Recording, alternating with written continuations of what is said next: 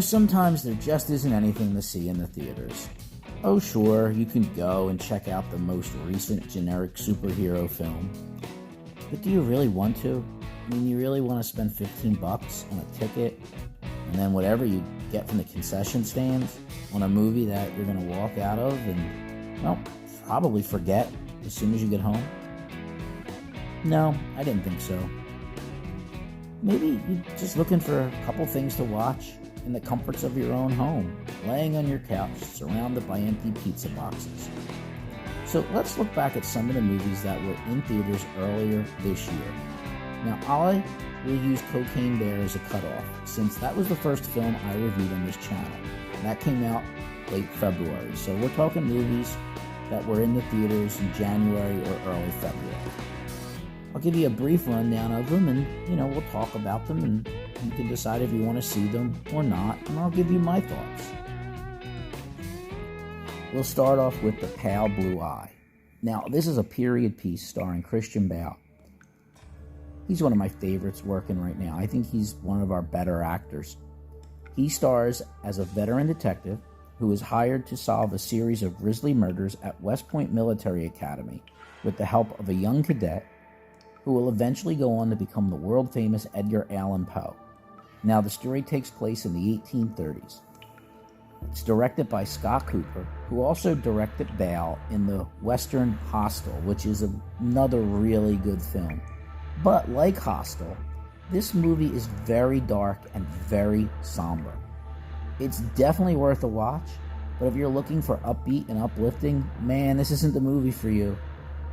But if you like good acting and a good story, check it out. It's on Netflix. A Man Called Otto is based off the Norwegian book A Man Called Ove. It's the story of an old curmudgeon who meets his match in a quick-witted pregnant woman named Marisol, leading to an unlikely close friendship that changes both of them.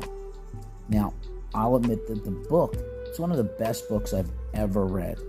This is a really good adaptation of it. It's not perfect because it does change a couple of things that I did enjoy in the book, but it's still a good movie, and you get the usual excellent performance by Tom Hanks as Otto and Mexican actress Mariana Trevino as Marisol.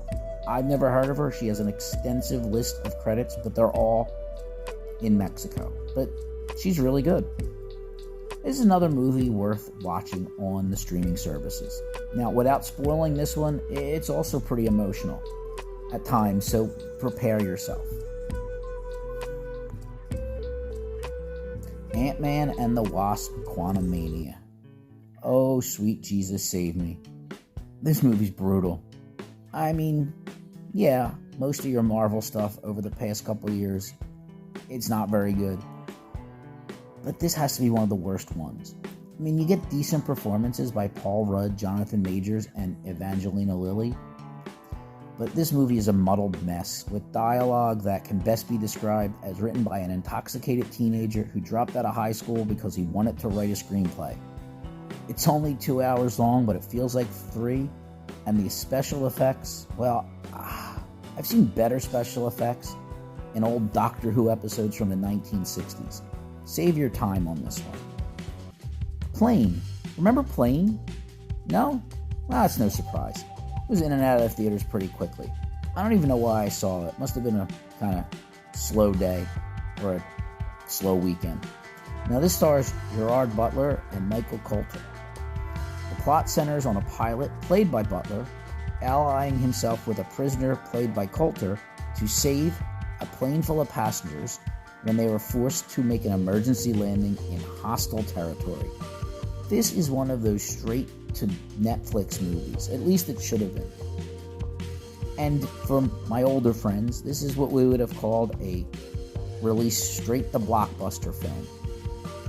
It's not terrible, but we've seen this plot a million times. I guess if there's nothing else to watch, check it out. Knock at the Cabin was this year's M. Night Shyamalan film. So here you're vacationing in a remote cabin in the woods with a young girl and her family. They are taken hostage by 4 armed strangers who demand they make an unthinkable choice to avert an upcoming apocalypse. Starring Dave Bautista of WWE and MCU fame, it's a pretty solid horror movie. Bautista's really good in it. He plays one of your main antagonists. And while it does have a little bit of a plot twist at the very end, it's not that usual M. Night twist that, sometimes seems a little silly or stupid. It's worth checking out. I think you might enjoy it. Megan, or Mithrigan, was an unexpected hit movie earlier in this year. It's a horror movie. A young woman named Jenna is forced to adopt her young niece after the niece's parents were killed in a car accident. Now, Jenna is working on an artificial intelligence named Megan. She's basically a robot. When she finishes the prototype, she decides to make Megan the friend and caregiver of her young niece. Now, Megan takes this job a little too seriously, becomes fiercely protective of the child, and leading to murders and mayhem. I really like this film. It's a lot of fun. It's different. It might be my favorite movie from earlier in this year. We get a really good performance by the cast, particularly Allison Williams, who we first saw break out in the movie Get Out. It's absolutely worth a watch. So there you go, 6 films from earlier this year. 4 of them are worth your time, 2 of them best to avoid, especially Ant-Man. So if you're stuck at home some night and there's nothing else to do, well, now you have a list of movies that you can check out and enjoy, all in the comfort and privacy of your own home.